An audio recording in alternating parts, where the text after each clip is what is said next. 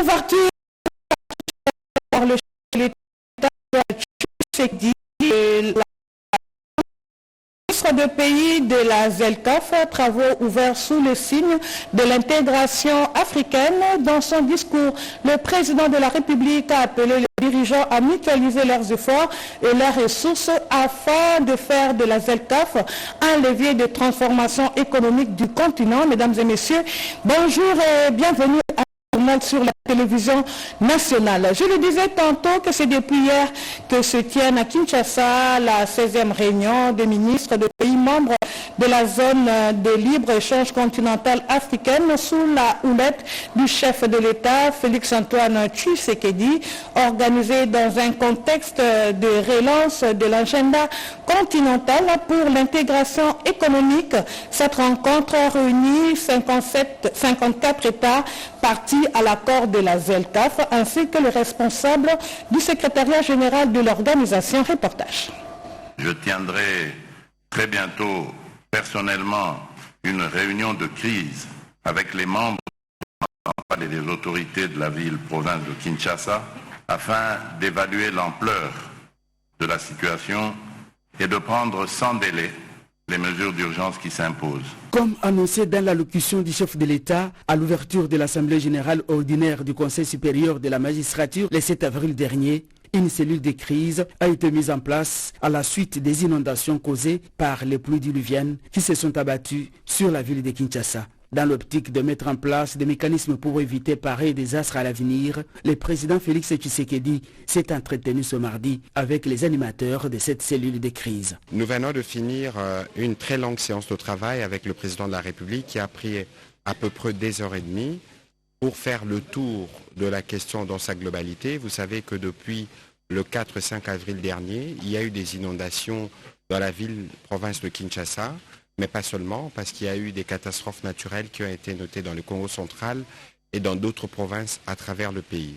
Et qu'à la suite de ces inondations, une cellule de crise avait été créée au niveau du ministère de l'Intérieur qui a suivi et qui continue de suivre tous les cas en étroite collaboration avec la ville. Il était donc question, au cours de cette séance de travail, de faire le point de la situation aujourd'hui au président de la République, principalement la situation des sinistrés. Un bilan a été fait, malheureusement 75 compatriotes sont décédés et plus de 11 000 sont sinistrés aujourd'hui qui sont hébergés sur 4 sites. De ce point de vue, le président de la République a donc encouragé les gouvernements, la cellule a été réunie hier par la première ministre pour passer en revue toutes ces questions et évidemment établir les états des besoins nécessaires pour y répondre. Le président de la République a encouragé le gouvernement à continuer à apporter cet appui à nos populations qui ont été touchées. Désormais, des mesures efficaces seront prises pour une meilleure anticipation des risques de ce genre. Le deuxième volet du sujet a été le volet maintenant de comment le gouvernement réagit et s'attaque aux causes qui ont conduit à ces inondations. Vous savez qu'on ne peut pas blâmer les catastrophes naturelles ou la pluie, mais il y a une grosse part de l'humain dans ce qui s'est passé. C'est ainsi que le ministre d'État, ministre de l'Aménagement du Territoire, qui a fait les rapporteurs de la réunion gouvernementale qui a été tenue autour du vice-premier ministre intérieur, qui s'est prolongée avec la première ministre et qui comptait en son sein notamment les secteurs comme les affaires foncières, l'aménagement du territoire, les transports, la politique et l'urbanisation de la ville, l'urbanisme, mais aussi le gouverneur de la ville, pour faire le point des actions à faire à court, moyen et long terme, pour nous assurer qu'en cas de survenance de pluie de cette nature, que les vies humaines puissent être préservées. Et donc, dans les jours qui viennent, parce que le comité, la commission va continuer de travailler, on va annoncer formellement des mesures, mais qui seront alors des mesures dures qui vont passer. Pour certaines, on va raser, en tout cas toutes les infrastructures ou les maisons qui sont construites dans les zones non édificantes. Le président de la République lui-même s'est porté garant. Ça veut dire qu'il n'y aura pas des gens qui viendront pour dire nous sommes protégés politiquement ou nous parce qu'on a tel rang, nos maisons seront protégées. Signalons que dans la nuit du 4 au 5 avril dernier, des pluies diluviennes avaient endeuillé plusieurs familles à Kinshasa, causant des morts et de nombreux dégâts matériels. Nous sommes allés vite en besogne. Vous venez là de suivre le chef de l'État qui avait tenu une réunion de crise suite aux inondations connues ici à Kinshasa et c'était pour trouver des mesures urgentes afin de remédier à cette situation. Parlons à présent des travaux qui se tiennent à Kinshasa. Ces travaux sont de la 16e réunion des ministres de pays membres de la zone de libre-échange continentale africaine. C'était sous la houlette du chef de l'État, Félix-Antoine Tshisekedi, organisé dans un contexte de relance de l'agenda continental pour l'intégration économique. Cette rencontre a réuni 54 États partis à l'accord de la ZLECAf ainsi que les responsables du secrétariat général de l'organisation. Reportage. Au cours de ces assises, les délégués de la 16e réunion du Conseil des ministres en charge du commerce extérieur des pays membres de la ZLECAf, zone de libre-échange continentale africaine, un accent particulier sera mis sur le développement des chaînes de valeur agricoles, des infrastructures routières, aéroportuaires, portuaires et énergétiques. Pendant les 8 jours d'intenses travaux, les délégués venus des 54 pays réunis autour d'un marché commun pour le biens et services facilitant ainsi la libre circulation des personnes et des capitaux vont s'atteler à poser les bases d'une union douanière, une sorte de plateforme offerte par la ZLECAf, nécessité vitale pour transformer nos atouts en levier de développement inclusif. Le ministre congolais du commerce extérieur Julien Paluku Kaongia circonscrit les contours de l'accord sur la libre-échange continental africain. Cet accord vise à établir un marché unique pour les biens et les services. Il vise la libre circulation des personnes et des capitaux. Et in fine, cet accord vise la création d'une union douanière afin de rationaliser le commerce sur le continent africain. En pratique, cela signifie que les pays africains ont accepté de ne pas appliquer les frais de douane à l'importation pour certains produits clairement indiqués. Loin d'être une simple initiative économique, le chef de l'État Félix-Antoine Tshisekedi Tshilombo, qui, lors de son mandat en tant que président en exercice de l'Union africaine, avait fait de l'intégration économique un facteur de développement du continent africain. Pour la République démocratique du Congo, la ZLECAf doit être perçue comme un outil susceptible de guider nos politiques commerciales et renforcer nos capacités technologiques. Pour la République démocratique du Congo, cette dynamique signifie non seulement un accès renforcé aux marchés régionaux, mais aussi une opportunité stratégique de partager des technologies, de transférer des compétences et de construire des chaînes de valeur communes. Les avantages pour notre pays sont multiples. Diversification accélérée de notre économie, valorisation de nos avantages comparatifs, accès élargi aux marchés régionaux, réduction des vulnérabilités économiques et renforcement de notre résilience. La tenue de ce Conseil des ministres à Kinshasa est un symbole fort de notre engagement commun. Elle marque une étape cruciale dans la concrétisation de la ZLECAf et dans la sensibilisation de nos populations à ces enjeux et défis. Je lance un appel solennel à tous les pays africains. Unissons nos forces pour faire de la ZLECAf un succès. La tenue de la 16e réunion du Conseil des ministres de la ZLECAf à Kinshasa, une belle opportunité pour montrer qu'une réunion internationale se passe bel et bien en République démocratique du Congo, en dépit du conflit qui sévit à l'est de la RDC.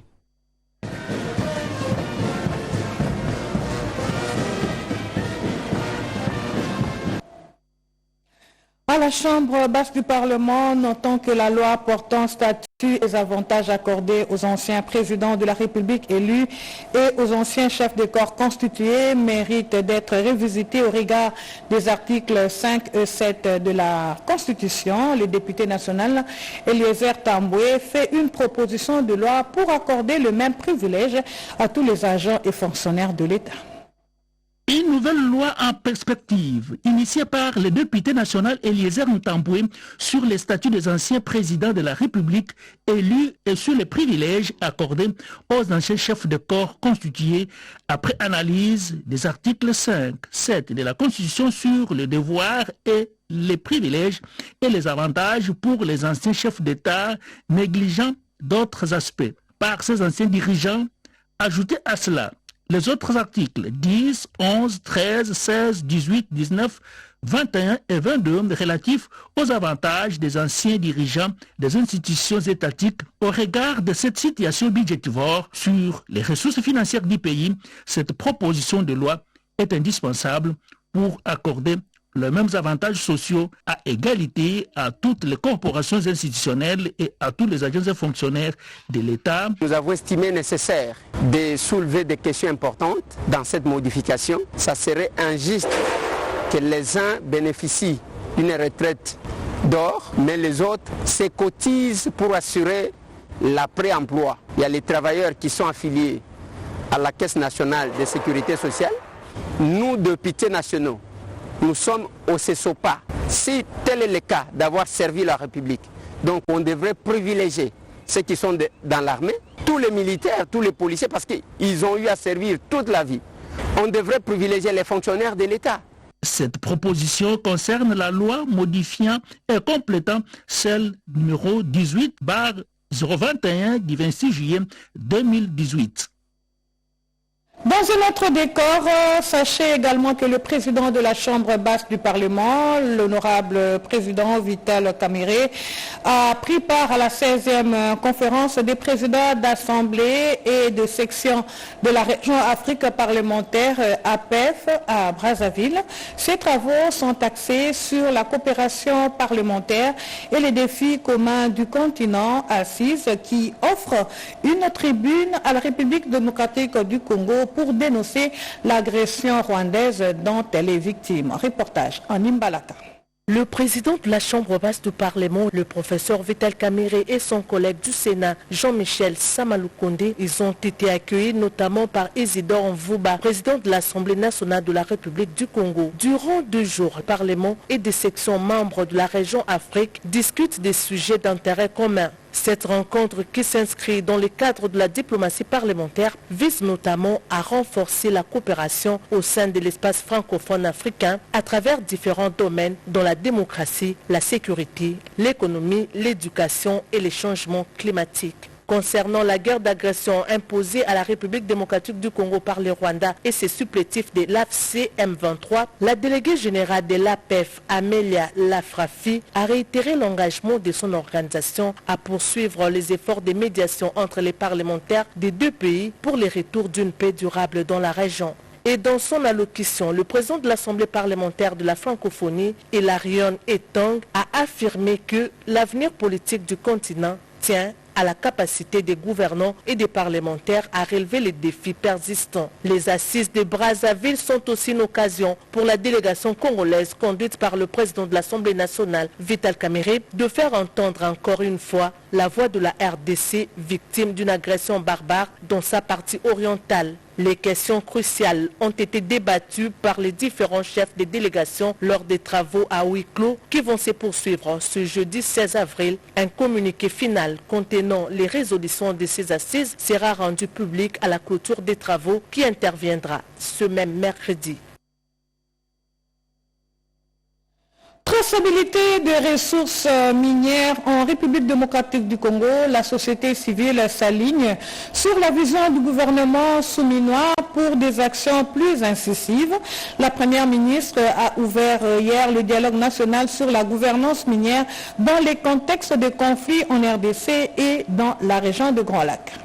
Ces assises initiées par le comité de crise pour la paix et sécurité en RDC, une dynamique portée par le leader de la société civile, se tiennent aux côtés des institutions du pays pour dire stop au pillage de ressources naturelles du pays et aux atrocités commises par les ennemis de la RDC sur les populations congolaises. La chef du gouvernement, Judith Soumino Toulouka, a salué cette initiative qui se conforme à la vision du président de la République qui veut que la gouvernance minière ne soit plus une affaire inclusive des technocrates ou des experts en cabinet. Comme le veut le président de la République, chef de l'État, dans sa vision pour le développement de la République démocratique du Congo, la gouvernance minière ne peut plus être l'affaire exclusive des technocrates et des experts en cabinet. Elle doit redevenir un objet de débat citoyen, une priorité sociale, une urgence politique. Pour sa part, le ministre des Mines, Kizito Pakabomba, a dans son adresse relevé que l'heure n'est pas à l'ignorance de la réalité actuelle alarmante en RDC. Ce dialogue national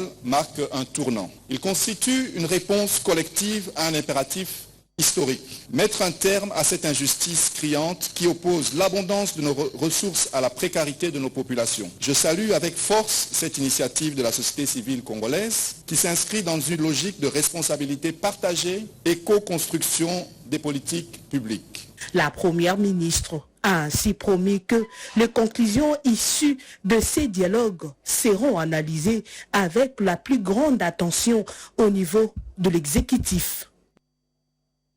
Au chapitre des mines toujours, notons que le ministre des Mines venait d'effectuer une visite au centre d'expertise, d'évaluation et de certification des substances minérales, CEC, et c'était après que ce centre ait bénéficié d'un laboratoire moderne, suivant les détails dans cet élément de reportage.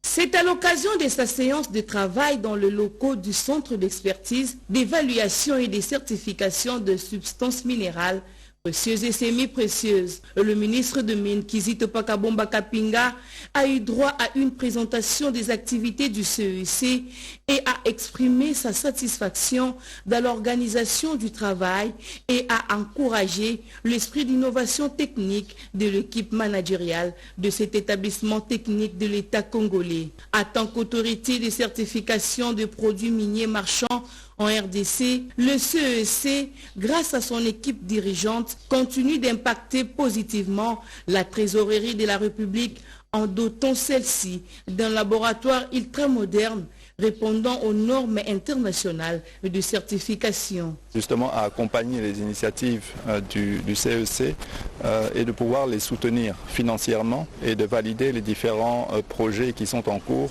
de telle sorte à ce que nous pouvons apporter une réponse plus rapide, plus professionnelle et nous assurer avec les partenaires et tous ces laboratoires peuvent être utilisés pour le bénéfice du pays. Le ministre des tutelles, Kizito Pakabomba Kapinga, a vivement encouragé le conseil d'administration et la direction générale du CEC, respectivement conduite par le président du conseil d'administration, Dave Kalemba Kachama, le directeur général, Freddy Mwamba Koniku, et le directeur général adjoint, Godel Kinyoka Kabalumuna. Parlons aussi de l'ouverture aujourd'hui de la 4e édition des travaux de la conférence dénommée Women's Day à Kinshasa. Ces travaux organisés par la FEC à travers la Chambre de mines à l'intention de femmes œuvrant dans le secteur minier ont pour objectif de fournir de vraies informations relatives au secteur minier afin d'inviter la femme à investir dans ce dit secteur. Reportage. Moins de 10% de femmes congolaises investissent dans le secteur minier et pourtant ce secteur, poumon de l'économie nationale, présente plusieurs opportunités d'affaires sur le marché de l'emploi. Pourquoi cette réticence de la femme vis-à-vis de ce secteur? Pourquoi cette faible représentation de la femme? Autant de questions qui ont motivé la Chambre de mines à travers la FEC à organiser chaque année ce grand rendez-vous de femmes dénommé Women's Day. La vice-présidente de la Chambre de mines en charge de l'entrepreneuriat, Bernadette Poundou, fixe l'opinion. Ça va faire 4 ans que nous invitons les femmes pour leur donner des bonnes informations concernant le secteur minier. Le Congo est le premier et l'unique producteur du monde du lithium, du coltan, du cobalt et parmi les premiers producteurs dans le monde de diamants, de l'or. On se rend compte que ce secteur qui constitue le poumon de l'économie nationale contient en son sein moins de 10% de participation de la femme. Nous avons décidé de pouvoir cette année donner une conférence hautement scientifique. L'objectif c'est de pouvoir inciter la femme congolaise à mieux comprendre le secteur minier, à prendre une décision éclairée pour venir investir dans le secteur. Ce grand événement annuel destiné à la femme du secteur minier est une occasion d'informer et d'inviter la femme avec audace à s'engager dans ces 10 secteurs moteurs de la transformation économique et sociale. L'heure de l'action entrepreneuriale a sonné avec Women's Day. Toutes les dispositions sont prises par le gouvernement face à une conjoncture marquée par les conflits armés dans l'Est pour maintenir la stabilité économique et protéger le pouvoir d'achat. Le vice-premier ministre, ministre de l'économie nationale, Daniel Mukoko Samba, l'a affirmé au cours du briefing de la presse co-animé avec le ministre de la Communication et Médias, Patrick Mouyaya. Les détails avec Jacques Kababa. Malgré la guerre d'agression dont la République démocratique du Congo est victime de la part du Rwanda, l'économie congolaise reste stable. Assurance donnée par le vice-premier ministre et ministre de l'économie nationale, Daniel Mukoko Samba, au cours du briefing presse de lundi 14 avril 2025. Au moment où le gouvernement conduit par son Excellence Madame Judith Suminwa Tsholuka est investi par le Parlement, nous avons une situation macroéconomique qui est plutôt instable, avec le taux de change, le cours du dollar qui était assez instable à l'époque. La particularité de ce que le gouvernement et les autres intervenants dans la gestion macroéconomique, c'est-à-dire la Banque centrale et les régies financières et les autres, la particularité donc de ce qui a été fait, c'est une meilleure coordination. Nous avons fait le pari de baisser le prix du carburant. Nous avions baissé les prix d'une moyenne de 13%. Vous avez un produit comme le maïs. Au moment où nous parlons, le méca du maïs en Mbuji-Mayi est à 2800 francs. Mais jusqu'en octobre de l'année passée, en Mbuji-Mayi, le méca de maïs coûtait de 8000 à 8500 francs. Pareil au Katanga, où le sac de 25 kilos ne dépasse pas les $20. Et c'est encore possible dans les semaines qui viennent, qui se vendent à $16,50 le sac de 25 kilos. Les mamans savent que le prix du mpiodi a baissé. Non seulement qu'il a baissé, mais il a baissé par rapport au niveau qu'il avait au mois de novembre de l'année passée, lorsqu'il y avait eu une surchauffe sur le marché. Et le prix est resté stable depuis lors. Répondant à une question de la presse en rapport avec l'instauration du fédéralisme en RDC, Patrick Mouyaya Katembwe, ministre de la Communication et Médias, a réagi en ces termes. Vous voulez parler du fédéralisme d'un territoire où vous avez des agresseurs qui y sont, qui tuent tous les jours, où vous n'avez jamais eu le moindre bon sens, j'allais dire, d'exprimer une solidarité contre vos propres compatriotes qui sont des victimes quotidiennes, et vouloir amener un tel débat, ça signifie simplement qu'on veut déplacer les curseurs parce que l'annonce qu'on a faite n'a pas donné des résultats. Dans les contextes actuels, ce qui importe pour tous les Congolais qui tiennent à la République démocratique du Congo, c'est d'abord le retour à l'intégrité territoriale. Et après, on peut débattre. Il convient de noter que la priorité pour les Congolais aujourd'hui, c'est l'intégrité du territoire national. Présenter les actions prioritaires pour l'année 2025 afin d'atteindre les objectifs de développement durable avec les priorités nationales et les engagements internationaux du pays. C'est le thème exploité hier mardi au cours de l'ouverture de l'atelier de planification annuelle conjointe du cadre de coopération 2025-2029 par les experts des Nations Unies et les responsables des ministères sectoriels du plan. Reportage Mami Tabango. Le secrétaire général du ministère du Plan, Daniel Epembe Monsango, a de prime abord précisé le mobile de cet atelier de planification annuelle du plan de travail conjoint de 2025 relatif au cadre de coopération pour le développement durable 2025-2029 de Nations Unies en RDC. En conformité avec les domaines de concentration du programme national stratégique de développement, le PNSD en sigle, constitue une boussole stratégique pour orienter notre action collective vers la paix, la résilience, la perspective d'avenir la dignité humaine. Pour sa part, la représentante adjointe du Bureau conjoint des Nations Unies aux droits de l'homme, Anne-Marie Dongui, a parlé de la réussite du cadre de coopération des Nations Unies qui consiste à travailler en étroite collaboration. C'est en travaillant ensemble, en partageant nos ressources et nos idées que nous pourrons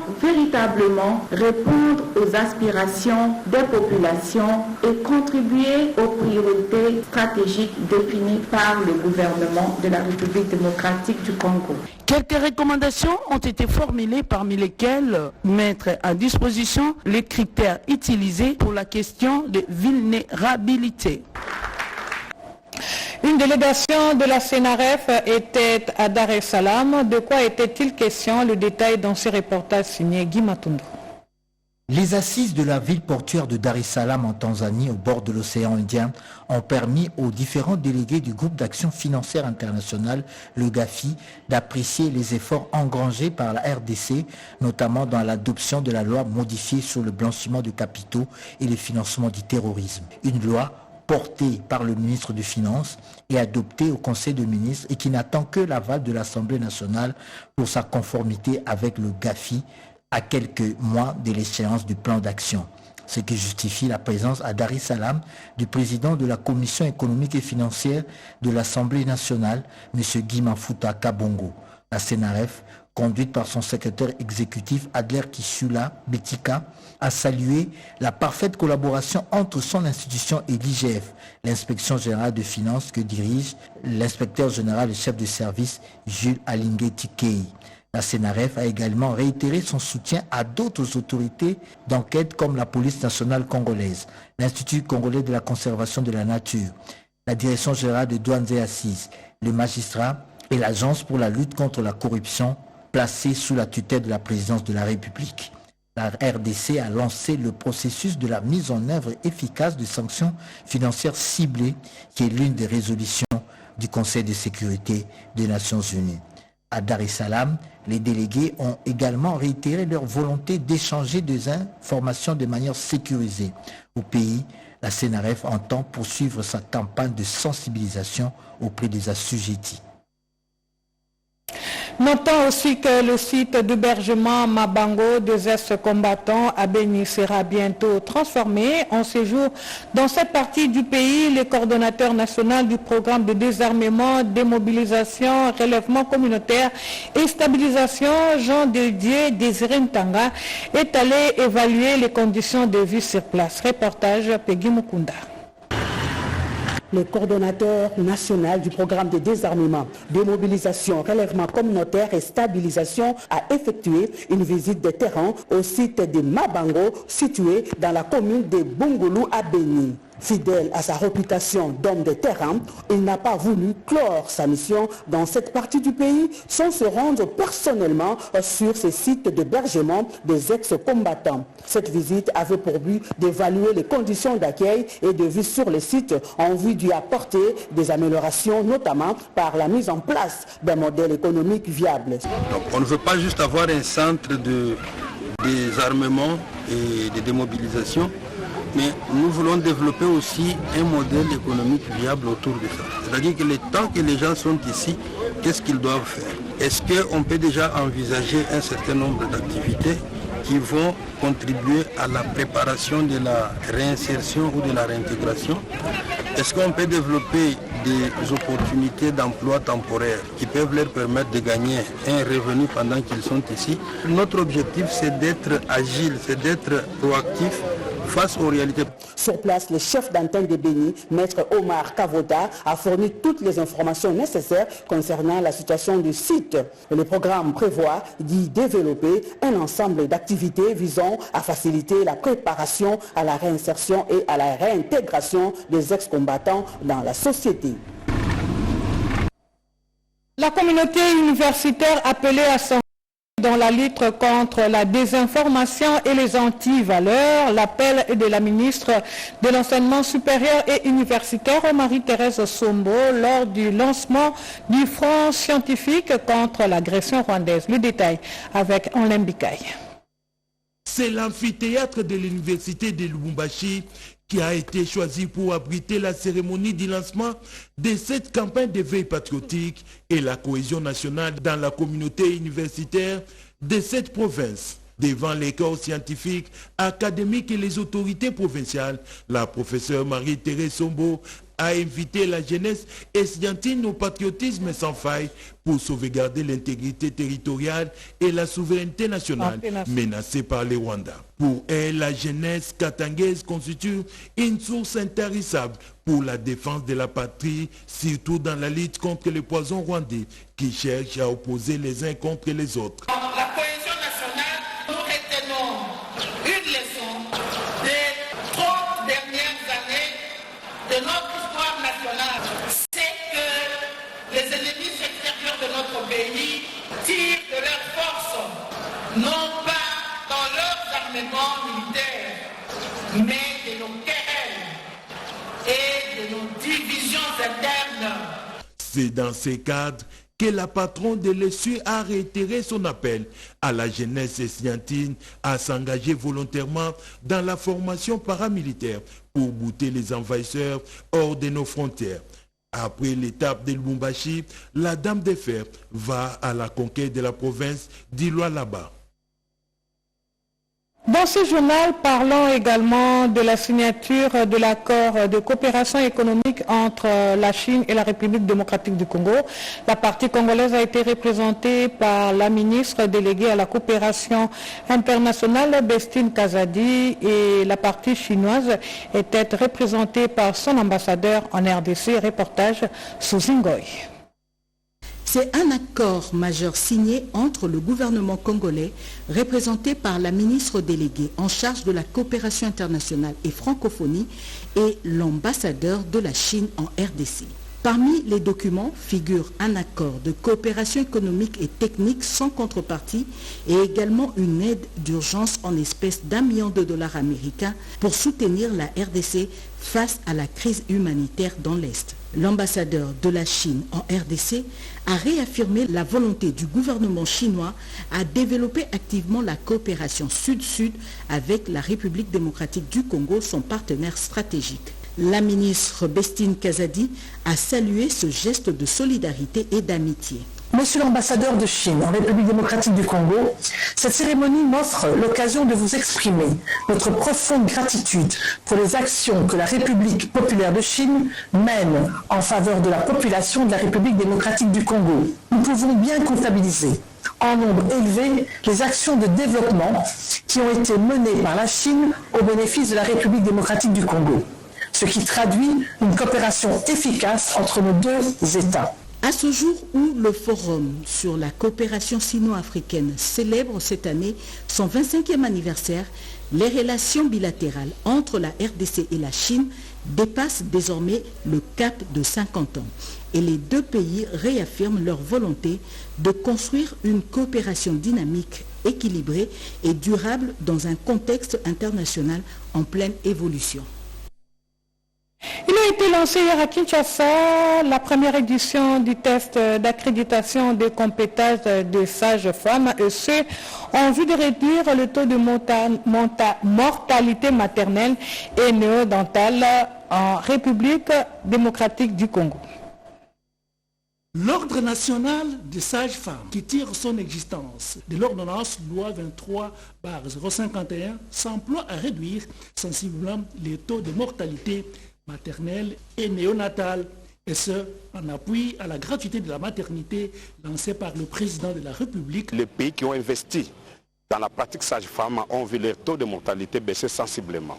Et c'est le cas de la RDC parce que depuis une dizaine d'années maintenant, la RDC s'est relevée, le ministère de la Santé, le gouvernement s'est investi pour la pratique sage-femme. C'est ainsi qu'il y a eu même cette promulgation de la loi qui régule la profession sage. Désormais, les tests des compétences demeurent la voie indiquée pour non seulement être admis au tableau de l'ordre et surtout exercer la profession sage-femme en RDC, enseigne Annie Chamala, présidente de l'association de sages-femmes qui entrevoit ces tests comme un garde-fou des femmes enceintes. Pour lutter contre la mortalité maternelle, l'ordre fait que la sage-femme qui va prester soit une sage-femme qui a des compétences pour aider les sages-femmes à survivre quand ils viennent accoucher. L'ordre des sages-femmes est réparti dans les 26 provinces et à peu près dans 320 territoires, d'où partout ils seront, les tests seront organisés, ils seront alignés au tableau de l'ordre. Lancé par le directeur du cabinet du ministre de la Santé publique, Roger Kamba, ces tests de compétences de sages-femmes exigent aux candidats l'obtention d'au moins 60% en théorie et en pratique sur la santé sexuelle et reproductive pour être inscrits au tableau de l'ordre. De ce journal, avant de nous quitter, voici le rappel de titre. Ouverture hier à Kinshasa par le chef de l'État de la 16e réunion des ministres de pays membres de la zone de la libre-échange continentale africaine. Travaux ouverts sous le signe de l'intégration africaine. Dans son discours, le président de la République a appelé les dirigeants à mutualiser leurs efforts et leurs ressources afin de faire de la ZELCAF un levier de transformation économique du continent.